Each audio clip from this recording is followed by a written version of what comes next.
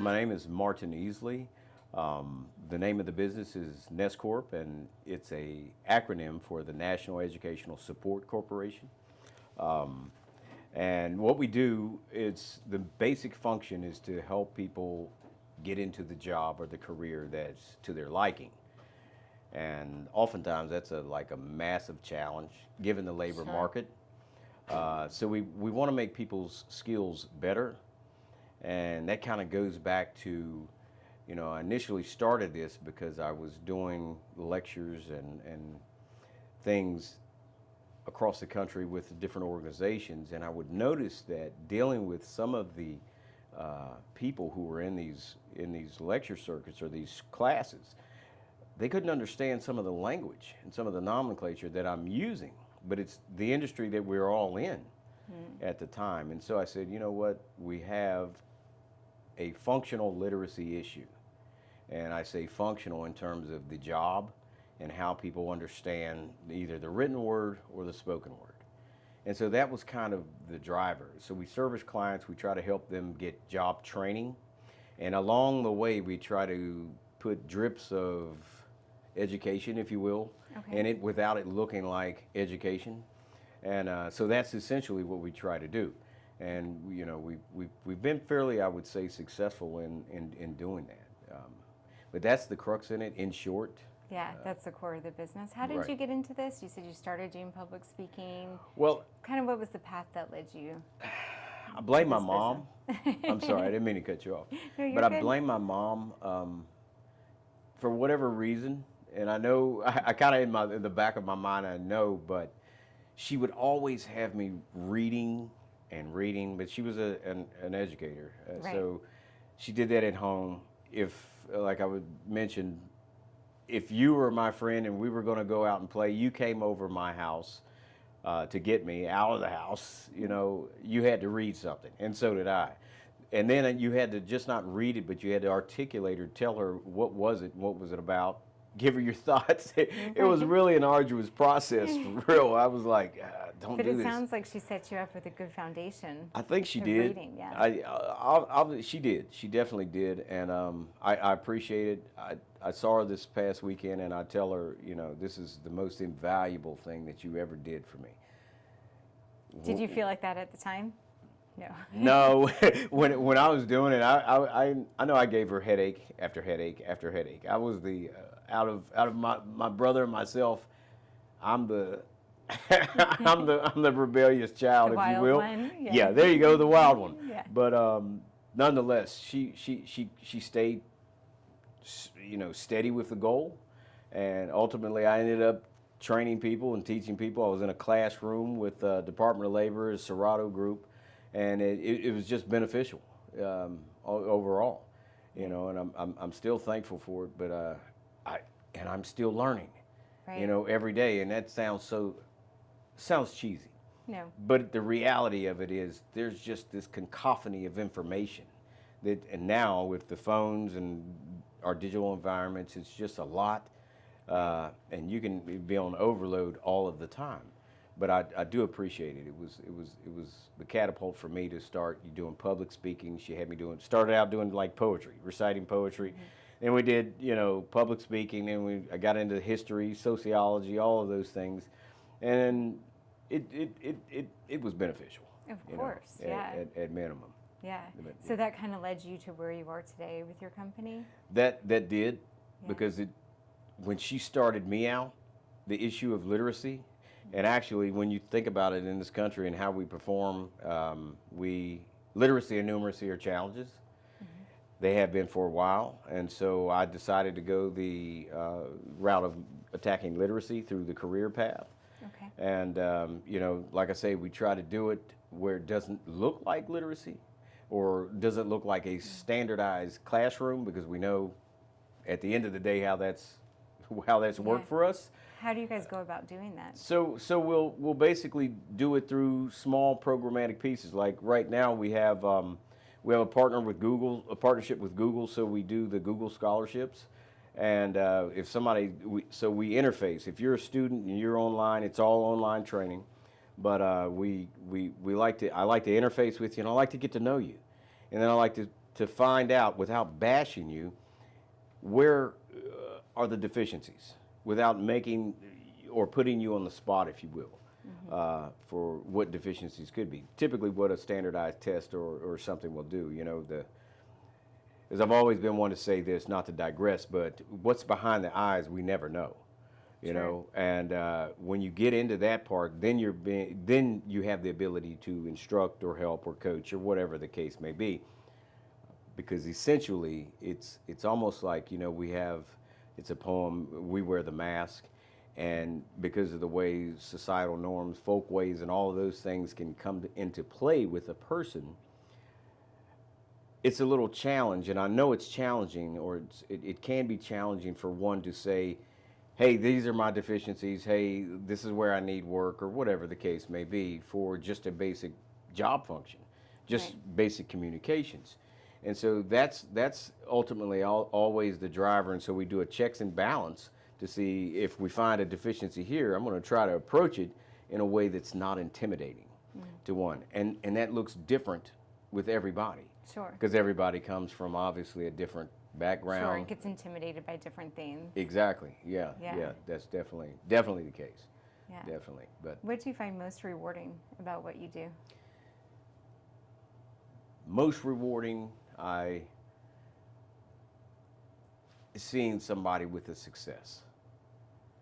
And sometimes honestly I'm impatient with it, because I want to see a result or a change, but I have to be realistic in the scope of what is happening, that's not going to come, instantly, or we may not see it. And oftentimes you may never hear, hey, there was a great change and this was what it was, and it changed the trajectory of my life.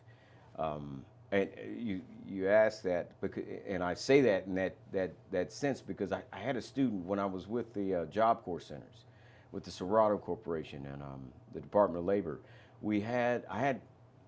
I got what we call the rough region. It's called the Philadelphia region, but it's the D.C. area, all of those areas. Nonetheless, I would get students who everybody else, they would, no, I'm not dealing with them.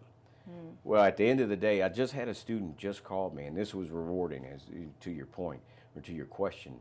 A student called me and he says, Easley, and this guy was one of these guys. He was with gang, all the whole 9 yards of gangbanger, all of that. And he's like, Easley, I had to call you up, and I'm saying, well, what's going on? And he says, I have to tell you, it's been 10 years, but I finally got what you said. And I'm like, wow. What did I say? Yeah, and that's that's the thing. I said a lot to these students. Right. We never got into that, but I would always, teach them in terms of axioms of life and develop that inner person, in a very focused way. I always taught them the one thing, it's just like a rinse and repeat. Whatever you're doing, be able to assess it. If there are changes you need to make those changes, and then retool it to do the action again. If it's something that you're interested in doing, it's just a reassessment and then make another action. Maybe there's a small adjustment that you have to make, and that adjustment, what I have found, is always internal first. And then it's almost like you have to grow inside and then let that come out, in opposed to let me deal with the exterior and then the interior, because you're going to from the inside out. Yes, you'll be on a hamster wheel otherwise. Sure. So what did that student say to you? What was the advice that stuck with them for 10 years? It was kind of funny, but they were talking about a statement I used to tell them all the time. I said, I was born at night, not last night. Born at night, not last night. Right. Okay. And so I would tell them that, because these guys so that was what he was referring to. I'm like, well, what do you mean? And he said he finally got it, and I'm like, okay, well, you finally got it, but he had the understanding, as I perceive, that you have to be real with yourself first. And that if you had known this young man from the beginning, was a massive change in his mindset. And that also was the focus that I would teach these guys while I'm teaching them teaching them a technical skill. I'm giving them life nuggets, if you will, Sure. to keep them off the hamster wheel of, Right. we all get on them in some form or We all fashion. do at some point. We don't Yeah. mean to, Right. but it just happens sometimes. Yes, Yeah. yes. And I wanted to teach them or impart to them, a part of what he was saying was, leave that comfort piece alone. And, things that I would also tell them oftentimes, which I tell anybody, it's great. And I don't want it to be taken the wrong way, but it's great to be positive. We have to be positive. I mean, just for your own self-preservation. But when you run into things that are not so positive, or they are, they can dissuade you or whatever, you have to put a stop to it. Right. Right then and there, or otherwise you'll be under the guise or under the auspice that, for whatever it is, it'll be manipulating you. Right. Your actions, whether it's your thoughts. I mean, you just think even now, how we use and how we consume the cell phone. And that's the battle with students that I've had. So toxic, yeah. It is, but you think about it. I try to teach, or I've tried to impart to all my students. Let's look at what focused attention is. Because we can spend, and that can be selective, because we can spend 20 minutes very easily on a cell phone, in the scroll track. An hour goes by. I'm like, what Right. happened? Right, and Yeah. it's just consuming. And so the end part of what I would tell this: what are you going to do in life? Are you going to be just a consumer or a producer? And that's the part, I guess, that he finally got. And I have to revisit that conversation, but I haven't been able to talk to him. But I definitely will. But and that's ultimately what I go on. That's what makes me thrive. I think I like to see successes. Yeah. That was one case. But if I can, not to digress on the question, but the fact is, we did a service with the School of the Deaf and Blind in West Virginia. The most satisfying moment that I've had with that, in terms of, I felt like a massive success. Watching this girl who she will never see what she put together. She's blind. I mean, literally, and there's no correction or way to correct that. Nonetheless, she puts together this laptop. We did a laptop program where they build it. It's almost like what they call it, build it, keep it, share it program. But nonetheless, we did that. And like day 3 of this workshop, the face and the expression of her knowing that she finished this, was like, I'm thinking to myself, what am I doing in life? For real, if this girl who has never seen any daylight or anything, and will not, if she does this, with the challenges could come with these little bitty screws, this, that, all the nuances to it. I said, man, I can't complain about anything. Right. Looking at her face and just her gratitude and how grateful she was for the opportunity. And that was something that, I try to canvas for people with disabilities a lot, because. But that one hit home for you. That one was the one. Yeah. How do you go about finding your clients? Typically, it's through a referral service. Like right now, we're entertaining. We haven't sealed everything up with the Department of Rehabilitative Services, especially to offer our Google scholarships, because we have 400 scholarships. I think we're down. We started out with 400. We're down to 25. So right now, they have, the lady just reached out to me. They have a student who's interested in one of the programs, and they range from, like cybersecurity, to project management or marketing, whatever. But nonetheless, that's how we typically acquire them, or just basic marketing, or they say, hey, I need to do this or that, and they have an interest in what we offer. And it's people that are looking to make a change in their life, career-wise, that need support and skills. Yes, to be able to do that. Yes, typically somebody who's looking to make a change or an upgrade on a job, and I don't want to say life skills, because almost I feel like I've heard it so much, it's almost sounding like cheesy to me, because at the end of the day, we keep scrolling past getting into the meat of what it is to make that happen. Right. And I'm like, at the rate that things are coming at us, and that's everybody, it's ridiculous. So how do you really teach something that sticks? I don't know. That's that, what do they call it, Teflon test? Yeah. If it sticks, you're okay, but if it doesn't, you're not. So, it's a change, and while we are transforming to make everything, everything is offered online. So this is where we're going, and I'm excited about that. We want to do several engagements of public speaking and so forth. And But move it forward. Where do you see it all going in the next few years? What are the big goals? the big goals, I'd like to be able to set everything up or get everything in motion, so that I'm able to write. Because I didn't bring this book, but I have the first book that I've actually written. Okay. It's called The 10 Pages of Me. It's on Amazon Kindle, and the way they set it up, it's an ebook at this point. So so I'd like to be able to write, whether fictional short stories and just write about the experiences that I've gone through. I mean, I'm not young, so I have a couple. You seem pretty young.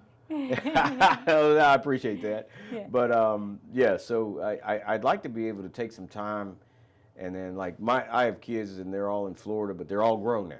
Mm-hmm. And so I'd like to take some time and revisit with them on a regular basis to say, hey, we'll just see how you're doing. Do these things work, or whatever the case may be. And What could I have done differently? Yes. Yeah. Do you ever ask your kids that? That I have not. That's something that's a to-do list item. Yeah, definitely. I haven't either. Yeah, I need to, because listen, to be very candid, I have 2 boys, 2 girls in the same city of Florida, and one is a cop. I mean, I would call him RoboCop, because he's like this big cut to the butt guy. He's like, he's always wanted to do that, but so he's following his passion. And the other one, I have to keep him in much prayer, if I may say that, because he had a problem with drugs, and I think it was what is that stuff? Fentanyl. Okay. So I think it was that, but then now he's off of that, and Okay. so, but he's living in the woods. He's So you've got 2 boys on the opposite ends of the spectrum. yes. Yes. And so I look at that and I'm like, what is happening? What happens in life for real that this comes? Because you like parent this? them the same, right? Yes, and the older one who was having some challenges, but now he's like I say, he lives in the woods. He's an awesome guy, but he was one of these guys gifted and talented. And so he played in the youth symphony at a young age. He started college before he was in college age. Yeah. All of those things, and I think he just got bored with a lot of scenarios. But yeah, they're 2 bipolar opposites. I mean, they're polar opposites, if you will. But it's like a challenge. And I look at them, and I look at people that we interface with, and I'm just saying, wow, we can maybe address that challenge here, or there, whatever that challenge may be. Because that's somebody's son, that's somebody's brother, daughter, sister. Yes, Yeah. yes. And the way, just classic example, you could go to Walmart, anywhere that you go, and you see some of the dynamics of people. I'm not sure about this area, but the fact is, I see some pretty outlandish, I want to call them relationships, just in terms of the modes of communication that people, whether they're the parents talking to the kids or vice versa. Right. So and that takes it into another realm, though, outside of just training for a job, and that's what we try to input is like. The simplest way to put it is, let me teach you some manners, or let me teach you just some basic etiquette for the job, because now it's I'm not a screen. You can't just swipe me away, Right. And that's kind of the crux Nothing in where beats we that are. face to face, right? It really doesn't. What are your top skills or maybe your top 5 pieces of advice for someone looking for a job? And in regards to the way things are these days, I always tell my kids, don't hide behind the screen. You want that job, you show up. Go ask to speak to somebody. Right. No one has time to sit down and look at 200 Indeed resumes. This is so true. Yes. It is always that, and it seems old school, but it's similar to what you're saying. I mean, go to the place. I always tell somebody, go to the place, make contact with somebody, Yes. so that you're just not that, resume, because ultimately that says what you've tried. And the fact is that I'm like, go shake somebody's hand, get some eye-to-eye contact, or and get a name. Some old-fashioned advice, if you will. Right, And it is. that's unfortunately. But it's tried and true. It right? it is definitely, but that would be the one. The other one would always to be to improve yourself. You don't have to have, and I'm going to say this in the business of education, but you don't have to have a degree. Not to bash education, but at the end of the day, it says you paid the bill, you know. And I look at that in just the way people are now, the way we learn, our habits, and now looking at some big manufacturers, you know, they're replacing us with robotic and automated processes very quickly. Yeah, and to a scary degree. But I would tell them, you know, meet somebody face to face, get a name, understand the dynamics if you can, research the company, you know, because it may be, you know, some companies they operate. I can't talk. They operate straight. Differently from each other. Differently from each other, but they operate on. I've noticed over the years on a lot of this word nepotism. You know, and that never really fares well because if I hire you just because you're my friend, you know, that says one thing, but you know, are you truly apt for the job, or did I pass somebody up who had the skill set to make it thrive and just not survive? Right. You know, so those are I guess a couple of the things that I would say, and it's always the follow-up contact is massive. Huge. You know, it is. How do we do that? How consistently do we do that? And then, I guess it's probably 4 things, but be genuine. Yeah. You know, be genuine, be real with yourself first. You know, and then you know that will be known. You know, once you meet somebody, shake their hand and not deal with just the screen, if you will, or them just looking at you like you say. You know, you want to look at a few hundred resumes or applications on Indeed that tells you nothing. Right. It never has with me, and I've been a career trainer for a while, about 20 years. But the fact is, you know, I can see you perform here, but once you get out, let me just call it into the public, into the job environment or the labor market, how do you perform? Can you still do it? Can you still do it 'Cause that's under a big pressure? question. Yeah, and that translates and comes out differently. Sure. You know, what we learn, I got a whole lot of stuff that I've learned, but can I apply it on a real world, you know, situation? Day-to-day basis. That's a challenge, and I would say to somebody, make sure that you're able to do that. As we wrap up here, are there any last parting words you'd like to leave us with? Any other words of advice, business-wise, or maybe a mantra that you live by? Business-wise, I'm not going to say it like that, but business-wise, know who you get into business with. That is so critical. And you should really listen to some of the people because you'll have a lot of input, you know, about everything, what you're starting out or whatever. Because I say that with a small example. I had input on one of the team members who stayed around the longest. And the fact of the matter is, I was advised several occasions, no, don't do this, don't deal with this person. But I'm going to say no. We can do this, and whatever we come into, we can correct. Well, everybody was right. I'm eating the mistake that I made, but I've learned from that. Right. You know, and if somebody tells you that, and not for any personal reasons or anything, but if people give you advice, and you keep hearing it, and it's reiterated over and over again, you might want to listen to it. Right. You know. Because it's not just one person saying it. Right. A multitude of people, if they say it, you probably want to go by that. And I'm kind of a numbers person. I go by the numbers, but and kind of check yourself a little bit. Yes. Yeah. And I guess lastly, I don't mean to take so long, but lastly, you know, you have to fight. Never give up the fight. Never get out of the fight. Yes. You know, even if it looks like you are. Maintain who you are. Don't lose sight of who you are in the noisy world that we're in to pursue your vision. You know, and that would be it. That's enough. That's a good one. Yeah, because we do a lot of stuff. We say a lot of stuff, but and it can derail us from our vision, from what we're trying to do, our passion, or whatever the case may be. But you have to you have to be a hot pursuit of it. Yeah, and stay focused. Yeah, and that's the hard part. Yeah. Well, thank you for being here today, Martin. Thank you for having me. Thank you for sharing your story with us. Yes. And it was a pleasure to have you. Thank you. Thank you very much. It's an honor to be here. I do.